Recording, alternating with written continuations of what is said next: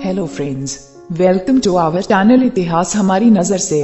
आज की हमारी वीडियो का विषय है, इस राजा ने गर्भ धारण कर दिया था पुत्र को जन्म। विज्ञान के इस दौर में एक पुरुष द्वारा गर्भ धारण करके अपनी संतान को जन्म देना संभव है और हाल ही में कुछ ऐसे केस हुए भी है। लेकिन क्या आप ही जानते हैं कि आज से हजारों साल पहले हमारे पूर्वजों का ज्ञान हमारे आज के ज्ञान की तुलना में कहीं उच्च था। विज्ञान के जिन चमत्कारों को देखकर हम आज आश्चर्यचकित होते हैं, वो चमत्कार तो हमारे पूर्वजों ने हजारों साल पहले कर दिए थे।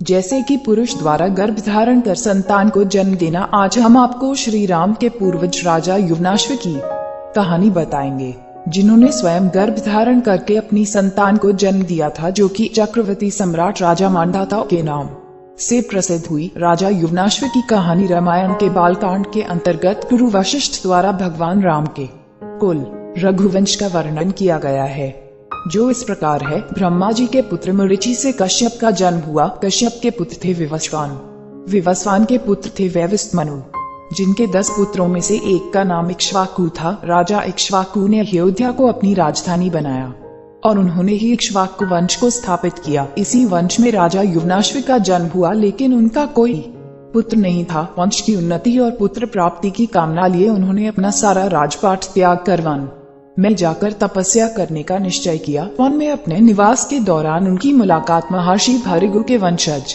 च्यवन ऋषि से हुई। च्यवन ऋषि ने राजा युवनाश्व के लिए इष्टि यज्ञ करना आरंभ किया, ताकि राजा की संतान जन्म ले। यज्ञ के बाद च्यवन ऋषि ने एक मटके में अभिमंत्रित जल रखा, जिसका सेवन राजा की पत्नी को करना था, ताकि वह गर्भ धारण कर पाए। राजा युवनाश्व की संतानोत्पत्ति के उद्देश्य से हुए यज्ञ में कई ऋषि मुनियों ने भाग लिया और यज्ञ के बाद सभी जन थकान की वजह से गहरी नींद में सो गए। रात्रि के समय जब राजा युवनाश्व की नींद खुली तो उन्हें भयंकर प्यास लगी। युवनाश्व ने पानी के लिए बहुत आवाज लगाई, लेकिन थकान की वजह से गहरी नींद में सोने की वजह से किसी ने राजा की आवाज नहीं सुनी। ऐसे में राजा स्वयं उठे और पानी की तलाश करने लगे। राजा युवनाश्व को वह कलश दिखाई दिया जिसमें अभिमंत्रित जल था। इस बात से बेखबर कि वह जल किस उद्देश्य के लिए है।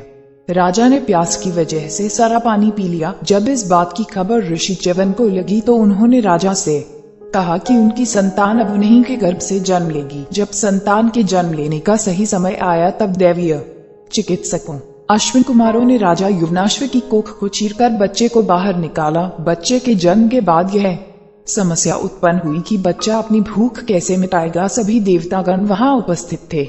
इतने में इंद्रदेव ने उनसे कहा कि वह उस बच्चे के लिए माँ की कमी पूरी करेंगे। इंद्र ने अपनी अंगुली शिशु के मुंह में डाली, जिसमें से दूध निकल रहा था, और कहा, ममधाता अर्थात मैं इसकी माँ हूँ। इसी वजह से उस शिशु का नाम ममधाता या मानधाता पड़ा। जैसे ही इंद्रदेव ने शिशु को अपनी अंगुली से दूध पिलाना शुरू किया, वह शिशु 13 बिता बढ़ गया। कहते हैं राजा मानधाता से सूर्य उदय से लेकर सूर्यास्त तक के राज्यों पर धर्मानुकूल शासन किया था। इतना ही नहीं, राजा मानधाता ने 100 अश्वमेघ और 100 राजसूय यज्ञ करके 10 योजन लंबे और 1 योजन ऊंचे रोहित नामक सोने के मत्स्य बनवाकर ब्राह्मणों को भी दान दिए थे। लंबे समय तक धर्मानुकूल रहकर शासन करने के बाद राजा मानधाता ने विष्णु के दर्शन करने के लिए वन जाकर तप करने का निर्णय किया, और विष्णु के दर्शन कर लेने के बाद वन में ही अपनी प्राण त्याग स्वर्ग की ओर प्रस्थान किया। हम उम्मीद करते हैं कि आपको इस चैनल के माध्यम से रोचक जानकारियां दे सके।